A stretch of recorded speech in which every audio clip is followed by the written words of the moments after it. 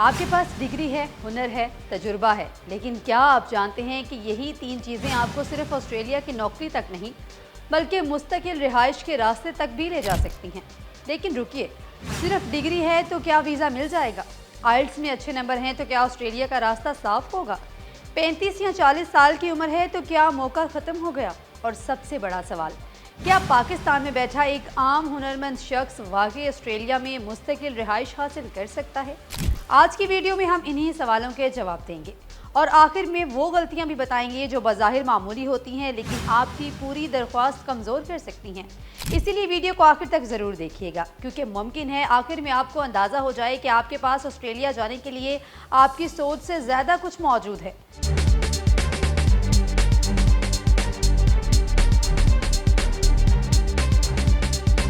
السلام علیکم دوستو، میں ہوں عائشہ ارشاد۔ آپ کو بتائیں کہ اگر آپ پاکستان میں بیٹھے ہیں، آپ کے پاس کوئی ہنر ہے، پیشہ ورانہ تجربہ ہے یا اچھی تعلیمی قابلیت ہے اور آپ سوچ رہے ہیں کہ کیا اسی بنیاد پر آسٹریلیا منتقل ہوا جا سکتا ہے، تو یہ ویڈیو آپ کے لیے ہے، کیونکہ آسٹریلیا کی اسکلڈ مائیگریشن کا بنیادی تصور ہی یہ ہے کہ ملک کو ایسے ہنرمند افراد کی ضرورت ہے جو مخصوص شعبوں میں کام کر سکیں، مثلاً ہیلتھ کیئر، انجینئرنگ اور دوسرے مخصوص ہنرمند شعبے۔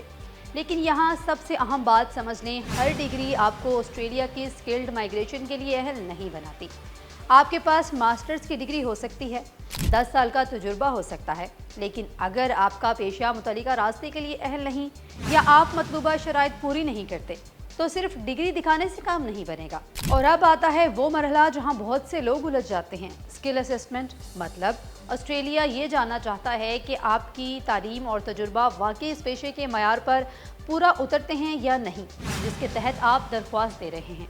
اسی لیے متعلقہ ادارے کے ذریعے آپ کی مہارت اور قابلیت کا جائزہ لیا جا سکتا ہے، اور یہاں ایک معمولی غلطی بھی مسئلہ بن سکتی ہے۔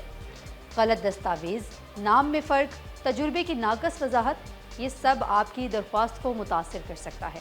یعنی صرف یہ کہنا کافی نہیں کہ میرے پاس ڈگری بھی ہے اور تجربہ بھی، آپ کو یہ ثابت بھی کرنا ہوگا کہ یہ ڈگری اور یہ تجربہ آپ کے متعلقہ پیشے سے کس طرح مطابقت رکھتے ہیں۔ اب آتی ہے انگریزی۔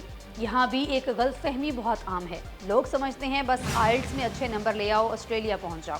نہیں، انگریزی اہم ہے لیکن یہ پورے عمل کا صرف ایک حصہ ہے۔ مختلف ویزا راستوں میں انگریزی کی مختلف شرائط ہو سکتی ہیں اور بعض پوائنٹس پر مبنی راستوں میں بہتر انگریزی آپ کے پوائنٹس اور مجموعی مقابلے کی پوزیشن کو بہتر کر سکتی ہے۔ یعنی انگریزی کا امتحان صرف ایک رسمی خانہ پر کرنا نہیں، یہ آپ کی مجموعی درخواست پر اثر ڈال سکتا ہے۔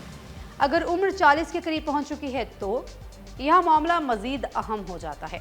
پوائنٹس کی بنیاد پر ہونے والی اسکلڈ مائیگریشن میں عمر ایک اہم عنصر ہو سکتی ہے۔ امیگریشن کے معاملات میں وقت بھی ایک اثاثہ ہے، کیونکہ آج جو پیشہ اہل ہے ضروری نہیں کہ کل بھی اسی طرح اہل رہے۔ امیگریشن کی ترجیحات، پیشہ ورانہ فہرستیں اور مختلف ریاستوں کی ضروریات وقت کے ساتھ تبدیل ہو سکتی ہیں، اسی لیے تازہ ترین سرکاری معلومات دیکھنا انتہائی ضروری ہے۔ اب آتے ہیں ایک اور اہم راستے پر، employer nomination scheme sub class 186۔ یہاں معاملہ تھوڑا مختلف ہے کیونکہ اس راستے میں آسٹریلوی امپلائر کا کردار انتہائی اہم ہوتا ہے۔ اگر کوئی اہل آسٹریلوی امپلائر آپ کو نامزد کرتا ہے اور آپ متعلقہ شرائط پوری کرتے ہیں تو آپ کے لیے مستقل رہائش کا راستہ بن سکتا ہے۔ لیکن اسے یوں نہ سمجھے کہ میں آسٹریلیا جاؤں گا اور وہاں کوئی کمپنی مجھے نوکری دے دے گی۔ صحت اور کردار کی شرائط بھی پوری کرنا ضروری ہو سکتی ہیں۔ اگر کوئی ایجنٹ آپ سے کہے آسٹریلیا کا ویزا پکا ہے، بس پیسے دے دیں، تو فوراً محتاط ہو جائیں۔ کوئی بھی شخص آپ کو صرف پیسے لے کر ویزا کی ضمانت نہیں دے سکتا۔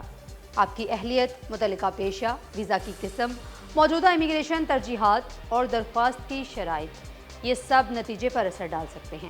اسی لیے کسی کے زبانی وعدے کے بجائے سرکاری معلومات کو ترجیح دیں۔ پاکستانی شروع کہاں سے کریں؟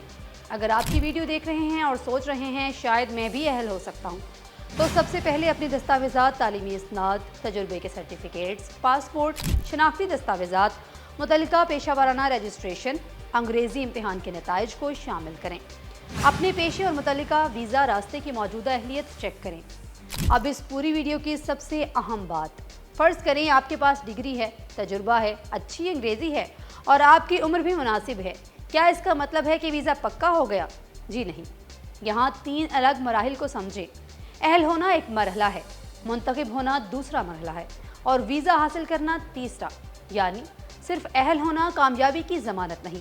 مختلف راستوں میں مقابلہ، نشستوں کی تعداد، پیشے، ریاستی نامزدگی اور موجودہ امیگریشن ترجیحات بھی اہم ہو سکتی ہیں۔ شاید آسٹریلیا آپ کے لیے صرف ایک ملک نہ ہو، شاید یہ آپ کی مہارت کو ایک نئی مارکیٹ دینے کا موقع ہو، شاید آپ کی وہ ڈگری جسے آپ پاکستان میں صرف ایک کاغذ سمجھ رہے ہیں، درست منصوبہ بندی کے ساتھ آپ کے مستقبل کا راستہ بن سکتی ہے۔